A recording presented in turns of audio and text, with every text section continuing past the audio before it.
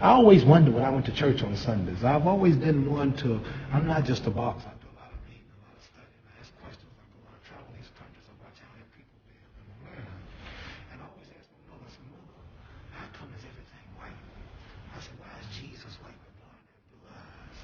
Why is the Lord Supper all white men? Angels are white, Pope, Marion, heaven, even the angels. I said, Mother, when we die, we go to heaven. She said, natural, we go to heaven. I said, well, what happened to all the black angels that got your pictures?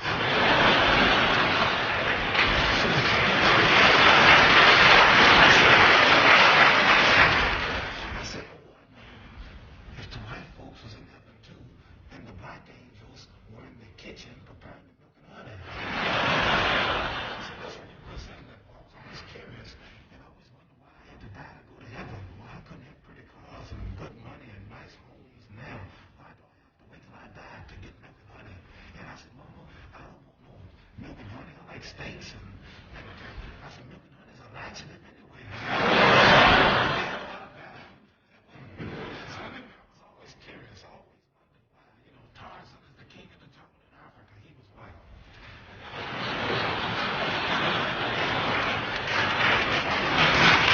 I saw this white man swinging in Africa with a knife on hollering.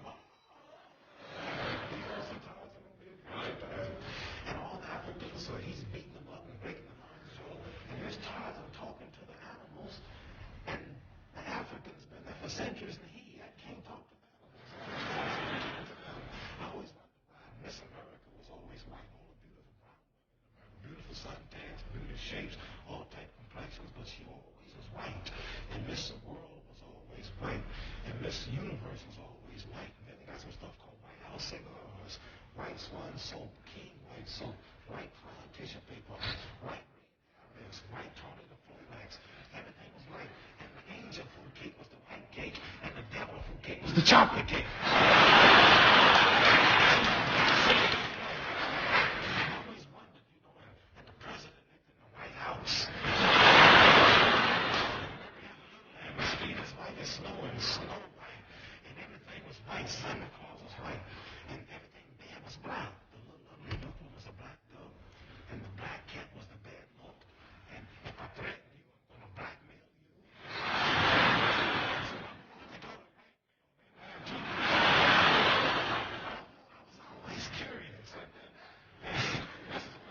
What's wrong?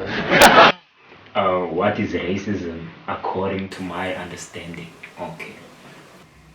It is and has always been the belief that one race is superior to the other races. And it also refers to discrimination and abusive behavior towards the opposite race. Racism is a global system created by a white person against a black person. It seeks to destroy the black man, woman, and child in all their daily activities, such as labor, law, education, military, gender, entertainment, and politics. According to my understanding, racism is a conflict between two races, the power that one race has on other races. Racism is such a broad concept. It's so broad but narrow at the same time. The reason one city is narrow, it's because only one specific race practices it. Yeah, singacinga nezinye race, they are racist, but they are not, because they're going to buy benefit really. So basically racism has everything to do with white supremacy, right? So this means white elites and everyone else, panskwazo. So the hierarchy yelanduza races is dominated by white people, even though bayenza a small percentage yabantu abaphila khona. So basically racism manifests through a lot of cultural activities as tata inxaxheba kuzo. For instance, like our churches, racism it's so funny because racism is manifested through stories of Jesus. So how they project Jesus to be, they subconsciously programming on those to think that the white is the God. So through law as well, like he states it, so na ilanduza i-state sethu is governed by white monopolist, also nelanduza ne-capitalist, yabo. So basically i-state indlela i-economy iphusheka ngayo, whether we're making or losing money, yabo, white people will always benefit. Yabo. That's how like capitalism yabo ispanela bona ngakhona, yabo. Also like nje ekuphileni just ekhaleni utreatwe bad okanye utreatwe unfairly just because of his skin color sakho awukho white. And by white I don't mean like we yellow bone or something, like white by genetics, yabo, we European, because there are other white people like Jews, this is born as white, but Europeans, abantu aba white genetically, abalanduza aba racist towards born, yeah. So basically this has everything to do with genetics. So if you don't belong to that genetic group, you're white, you are unfairly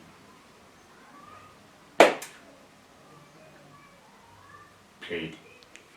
Racism. Indon le. What is racism?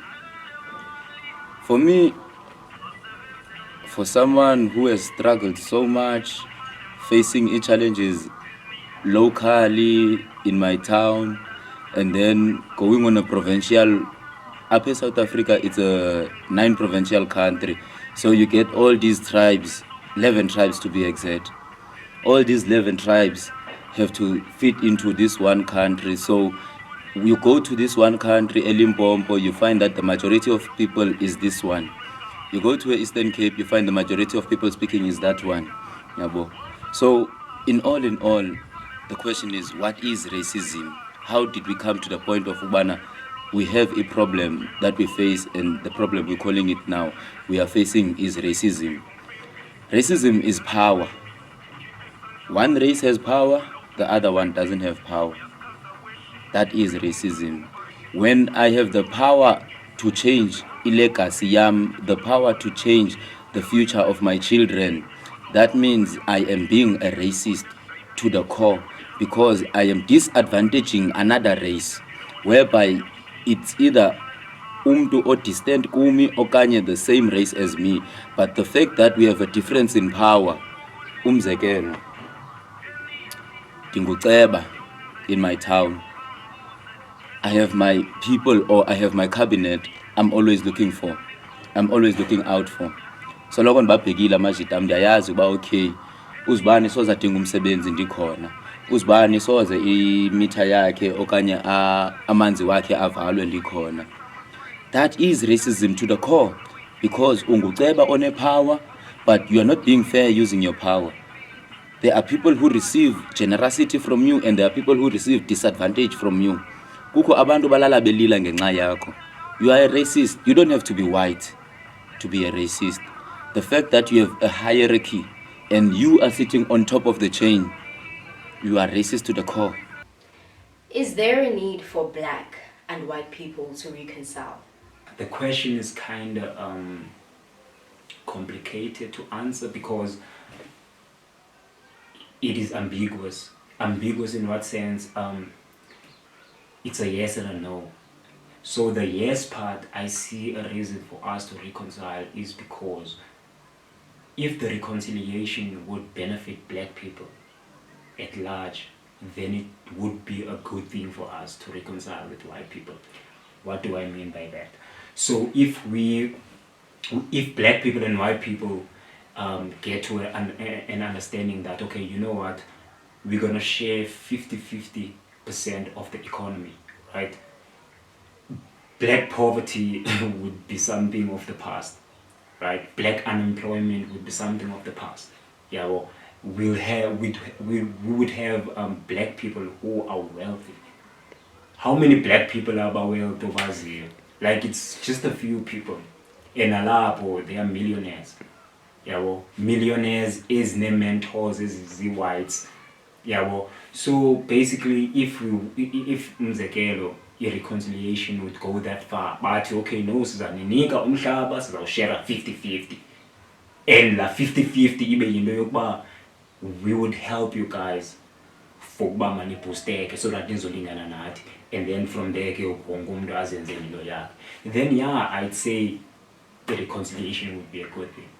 But at the other end, it would be there's no need for us to reconcile, because from 1994, in fact 1994 was marked as a reconciliation year. Qala apho i-freedom khona, uxolo lwakhona, kwathethe intoni etshintshileyo namhlanje? Nothing has changed. So I know we would reconcile now new whites, but now racism yabo won't come as whites only. Dark is this side. Ilanduzi racism yabo would come ngezinye indlela ngoku that we only employ people who have cars. We only employ people who have driver's licenses, even though they know that abantu abamnyama have no money to do such. Yabo. So racism yabo izawuza ngolunye uhlobo. It won't be the same, but it's always gonna be there. So if I say to black people that, oh, not black people, but if I answer this question and say that I see a need for us to reconcile, then I'd be betraying my black people, you know? Because I know for a fact that white people would never reconcile physically and emotionally, but they would verbally. Yeah, so that's my stance. Honestly speaking, yes. It is no secret that we have to actually now learn to live together in order for peace and harmony to be restored. But it also doesn't drive us away from the fact that racism does exist. Speaking from the view of an anti-racist person, it would be completely stupid and dumb from me to actually now ignore the fact that there are people who are still racist, and I do not blame them. They probably have their own reasons. No, there's not even a possibility for these two people to reconcile. Because of how can a landowner reconcile with the thief? Then the thief set rules for the landowner. And for that matter, the thief stole the land and raped the black people, enslaved the black people, and killed the black people for more than 300 years. I don't think it's easy for them to reconcile. The white man must just take these things and go. There's absolutely no need for reconciliation, because us black people need to find ourselves and liberate ourselves so that we can obtain all our resources that were taken away from us. Imagine someone comes to your home, he steals your TV machine, then the following day he comes back and asks for forgiveness while your things are still with him. We as black people were made to forgive people who never apologize for their evil doings. There is no way in South Africa we can ever reconcile, be it a black race and a white race, because the people that have power and the people that are on top of the chain, the people that run this country, they are the ones that are causing this problem. Now, for myself, Disebenza it down. I meet a lot of truck drivers there by UN1, and I've recently noticed that most of the truck drivers are actually foreigners. Foreigners would be now your Malawians, your Zimbabweans, all the people that are coming from other parts of Africa. Those are the foreigners that are taking the truck driving jobs. But growing up as a young boy, I always knew about Utata Kazbani, Nomalume Kazbani. They are the truck drivers locally. And that managed Ubana Abantu Baphile in harmony and uplift their standard of living. But now, because of Kengoku, the rulers, the people who are causing us to make this video right now, they are the ones abatini abakoza yonke le problem. They have the power to hire people. They have the power to change the standard of living abantu. They have the power to put the price on bread.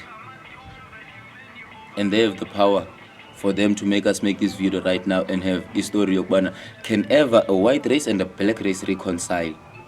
Unfortunately, after 2,000 years of oppression, there's no way. Black people were incarcerated. They were burned. They were poured acid. The Holocaust. All these events, they make it hard for a young boy growing up to love the other race. Because why? I propaganda esifakwe yona is making it hard. We know the truth. They can say what they say. They can put all the Caucasian faces they want on the prints. But we know the truth. Black people have been oppressed for more than 2,000 years. And in all this oppression, the fight was for Ubchebi Betu. Another point before I forget, there's no such thing as black people, Bantu Betu. We are melanated people. Black people, concept is ya. You need to destroy and cut and throw in the dustbin. You know, there's a computer, but in Control Alt Delete. Never call yourself again black. You are not black. You are melanated. What can we do to shape our country into a better one, and so that it can have a brighter future? There's only one thing to do. Given that we see white people and black people cannot coexist, right? There's only one. This is our land. Asinoibaleka alone. Kumhlaba wethu. So there's only one thing to do, and the one thing is, if abantu abamhlophe won't reconcile with us ngale ndlela yokuba mabasinike 50% so that sizoba equal like nyani, not on paper, like sibe equal nyani, then mabahambe babuyele Europe. Yabo? So the only way to reshape this country would be to into yokuba masikhuphe abantu abamhlophe baphindele kule ndawo basuka kuyo, bahambe ne-economy yabo, then we start from scratch. Yabo? We start afresh singabantu abamnyama, because we have a lot of smart black people abanoyenza i-economy yale country ibe yenye into. Yabo? Abangasoze ba-exploit. Yabo? So if izinto bezama ngami, I'd say like chase white people away with their economy, and then started from scratch again. Not really what happened in Zimbabwe, not like Ngola Hlobo, no. Because there in the BNZikile is that okay, economy was owned by abantu bamhlophe, and then abantu bamhlophe baqotha. And then after abantu bamhlophe baqothiwe, economy yahamba nabo. Kwashiyeka kungekho nto. Emveni kushiyeke kungekho nto, abantu babe unemployed. So basically khakuqale from scratch. Kuhanjwe ngalapha esibekanjwa ngayo, but ke ngoku mistake yabo was that I'm not gonna say they were unaware, is that they didn't consider the fact that akusekho economy yomntu omhlophe. So baqhubile baphila bona. That's why economy yabo crashed. Yeah, well, they didn't build from scratch. Now, that's my stance. Let the land be returned to the rightful owners. It is hypocrisy to think that the country can be shaped in a brighter future, yet black people are left in the margin. We need to take back our Africa from the white monopoly. And that can only be achieved when everyone understands politics, understands economics, and understands business. From Cape to Cairo, Morocco to Madagascar, there's only one thing we need. One presidency, one governance, one currency, and one unity for black people, for black person. Then we are done with our mission. Our mission is to unite. We don't need borders. If I buy fruit here for 1 rand, it must be 1 rand in Zimbabwe. It must be 1 rand in Malawi. If I'm here to complain about something, I complain about something that is also happening in my neighboring country because of its Cape to Cairo, Morocco to Madagascar. Well, honestly speaking, again, I feel like it all depends within what a person actually now can do. It depends on your behavior. It depends on your actions. I feel like if you as a South African citizen, or rather any citizen, if you feel the need to actually now live in peace, if you feel the need to actually now live in a productive country, I feel that you would by all means try to actually contribute towards the well-being of our country. Furthermore, I would advise each and every citizen to actually now get to learn about the cultures, the religions of the next race. I feel that if we are aware of such things, then it would actually now be easier to understand the ways how other races actually now do things. So it all depends on you as a person. It depends on us as citizens. When people who classify themselves as white keep saying something is wrong with black people's genetics, see, 3 of their fingers are pointing back at themselves. And I didn't invent any genetics. I just simply thought about the things that I had been taught in their institutions and in medical school. That the inability to produce skin pigmentation is defined not by Francis Welsing, but by their own scientists as a genetic recessive trait and a genetic deficiency. A genetic deficiency, and it is albinism. A-L-B-I-N-I-S-M, albinism, meaning the cells in everybody's skin that are called melanocytes, that are charged with the production of melanin pigment, the black pigment. If you have a lot of melanin, you're crystal black, a little bit less you look brown, a little bit less you look red, a little bit less you look yellow, and white is almost none at all.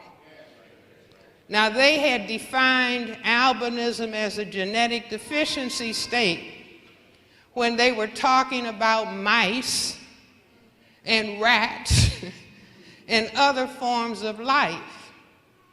They never thought that some black person would come along and say, if the majority of the people on the planet have pigmented skins, then as far as human beings are concerned, white skin is albinism. Do you follow what I'm saying? See, in other words, they were busy saying something is wrong with you, when in reality there was something wrong with them. And I explained that this is the reason that they suntan. You see, trying to create color. And I'm updating it and saying now that this is the reason that so many of them are trying to cover their bodies with tattoos. See, now we need to think about that, because sometimes monkey see, monkey do. And we don't understand why. See, it's like they do something, we think we have to do something.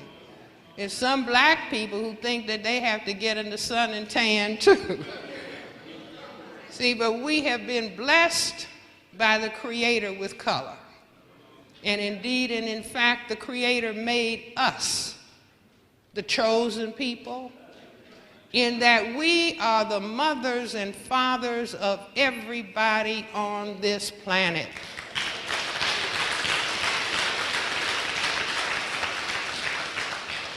You see, and as the original people, we were crystal black people. The color that we have been taught to hate under racism, white supremacy. Do you see? But this not only explained the suntanning and maybe now the tattooing, but I said this is the core of racism. And this is why racism contains within it, it's dynamic, the need to destroy black people in general, but black men in particular.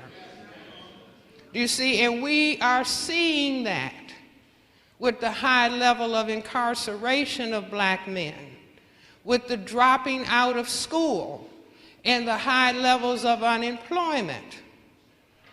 And that goes back to the fact that black men are perceived as the persons who can cause white genetic annihilation.